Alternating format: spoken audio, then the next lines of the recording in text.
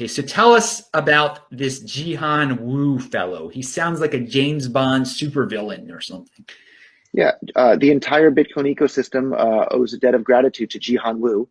Jihan Wu is the CEO of Bitmain, the most successful Bitcoin-related business ever in the entire history of the Bitcoin ecosystem. It's more successful than Coinbase. It's more successful than blockchain. It's more successful than Zappo or anybody else out there.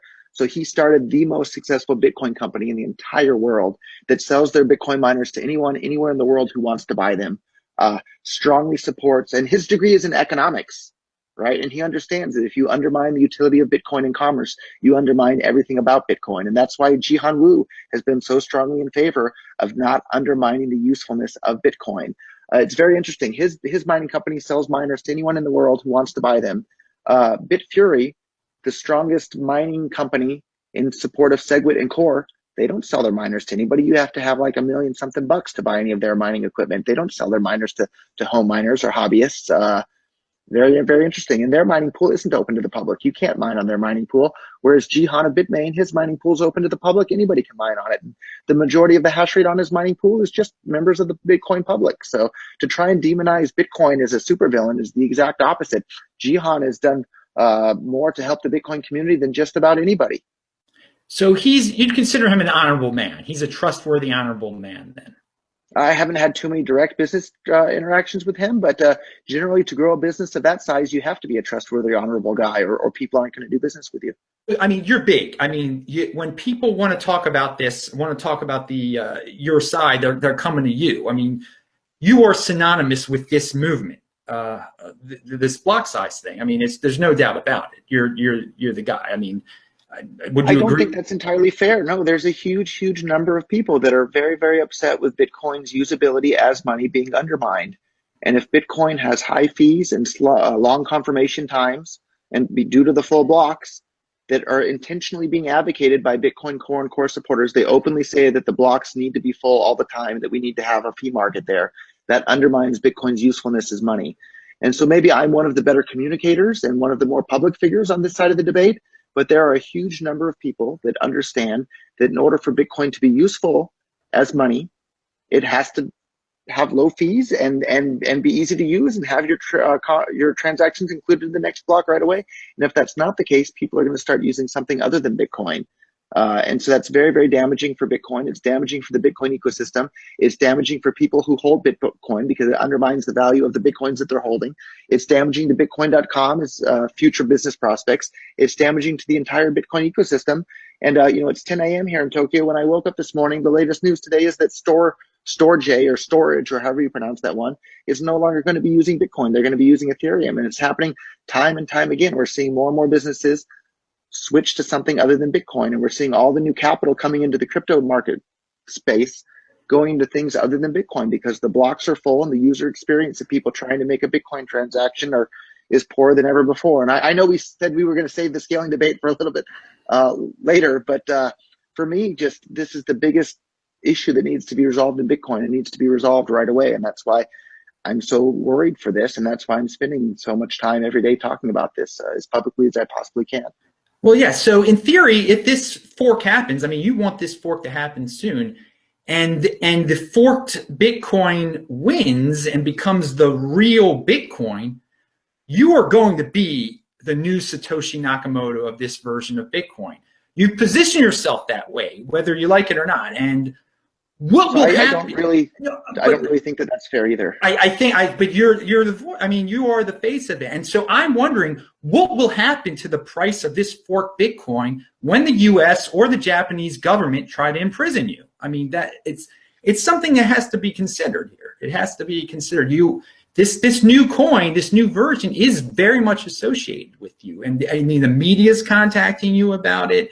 They associate you with it. I mean, I see a weakness in what could happen here. I mean, what would happen if they tried to imprison you? I would probably wind up going to prison is what would happen. And of course, I don't want that to happen. And even with the current version of Bitcoin, as the CEO of Bitcoin.com, I'm plenty susceptible to governments. If I go to prison, I'm lucky. Governments drop bombs and kill people all over the world every single day. So as long as I'm alive, that's better than the ways a lot of people around the world are being treated by governments. So, But this is the thing here. We're going to go from having the founder of the coin being Satoshi Nakamoto to the founder of the coin being Roger Ver. And if Roger Ver I completely reject your premise here. I completely reject your premise. The founder of Bitcoin Unlimited is the same Bitcoin that we have now, just with blocks that are a little bit bigger than the ones that we have today. The Genesis block was still created by Satoshi Nakamoto. It's the same chain. It's the same blockchain. I completely reject your premise that I would be the founder of some new coin. They will have a guy to point to. And if you are arrested, the price will be destroyed. They cannot, it's just with Satoshi, he will not be arrested. He will not be captured. If this fork happens, there's a change of mentality that's going to happen. And it's just, you will have initiated a change. They will be able to point to it. They don't understand what the heck Bitcoin is, but they're going to say, hey, this is the new Bitcoin now. This is the new guy. We got our guy. We're going after him now. I can foresee that. We'll do absolutely nothing to stop Bitcoin or slow Bitcoin down. Bitcoin's, tens of millions of people around the world using it. So if I go to jail, Bitcoin will be just fine without me. Now, going back, there was a tweet that you had on March 17th, and it was about there was an African kid photo on it, and it's linked to below. And it said, most people in the world have no value to store. So Bitcoin needs to function as a payment network in order to be useful to them. And then there was a caption that said, I'm supposed to use Bitcoin as a store of value when the fees are more than I earn in a day. Have you been to Africa before? Have you been there? No, I have not. Okay. And maybe you don't know the origin of that picture. That photo is the most famous meme on the internet. So it's a photo that people make memes out of all the time. And if you go to any meme generator, that's one of the top photos that people use to make memes out of. So we don't even know if that photo was taken in Africa or anywhere else. Well, it looked like a typical Sally Struthers African type of picture, But I was in Zimbabwe and Mozambique and South Africa and Namibia for 2 months, very recently. And I got to tell you, payment networks and coffee and the things that you bring up, it's just, they're not issues there. And I would encourage you, actually, there are guys that I know there. They're the Roger Vers of South Africa, the Roger Vers of Zimbabwe, Tawanda Kembo and Lauren Gamaroff. Talk to these guys. They support SegWit. And I mean, Bitcoin already sells at a premium in Zimbabwe the way it is right now. So, I see the point that you're trying to make, but I think on the ground, in at least the developing countries I was physically in, Bitcoin is very much fine as is, and payment networks and coffee are just not things of what people care about. So more people support the US dollar than support SegWit. That doesn't mean that the US dollar is a superior payment network than SegWit-enabled Bitcoin. How often do you use Bitcoin yourself for payments? Oh no, I don't use it for that at all, because I don't believe it's not a purpose that it's not an interest of mine. And I see where I've traveled, the people use it as a store of value in these Zimbabwe, Mozambique, and South Africa. I mean, how often do you actually make a Bitcoin payment on the Bitcoin network yourself?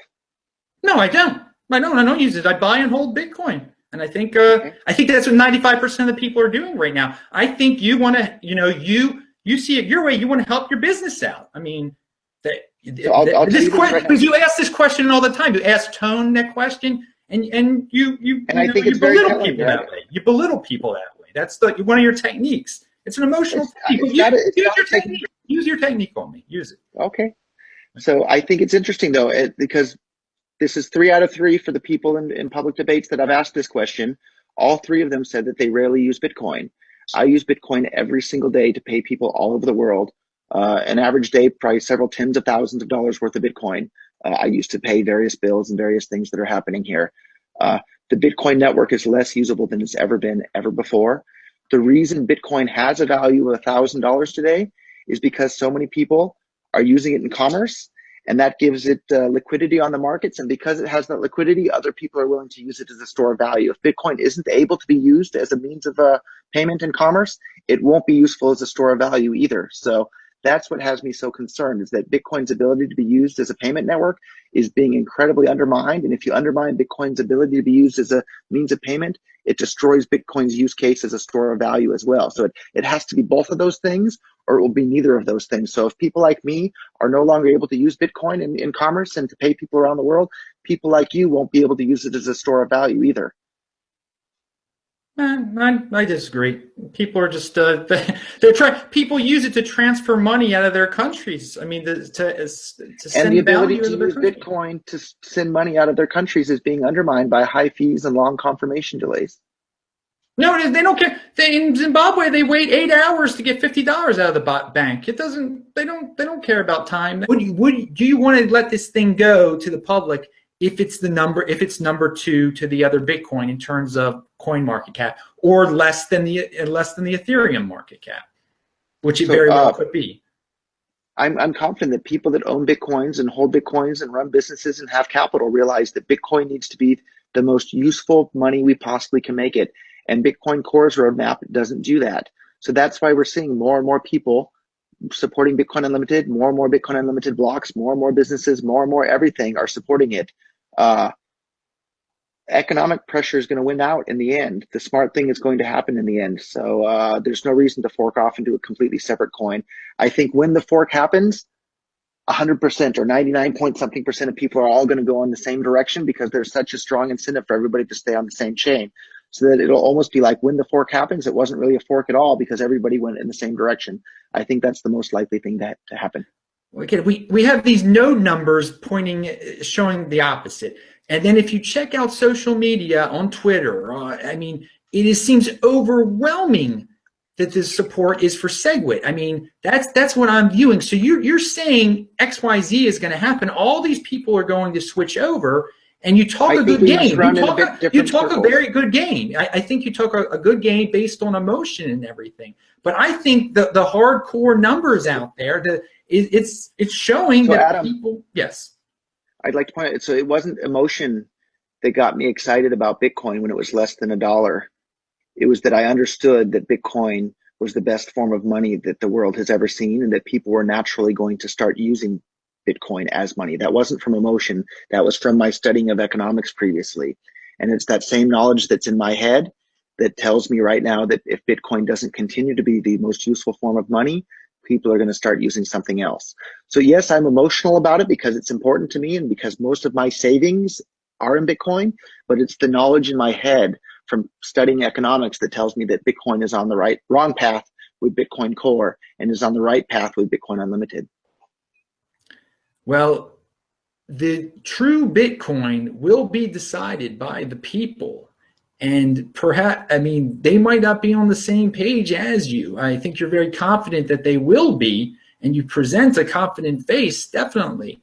But again, from what I'm seeing, and we're seeing two different things here, and time will tell. I don't see the support for your side that you are conveying. I see a lot of confidence coming from you, and I give you credit for being able to exude that confidence.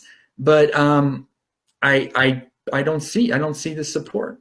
Bitcoin's in big trouble, and if Bitcoin isn't allowed to scale, something else is going to continue to eat into its market share, and that's a sad day for every Bitcoin lover on every side of this debate.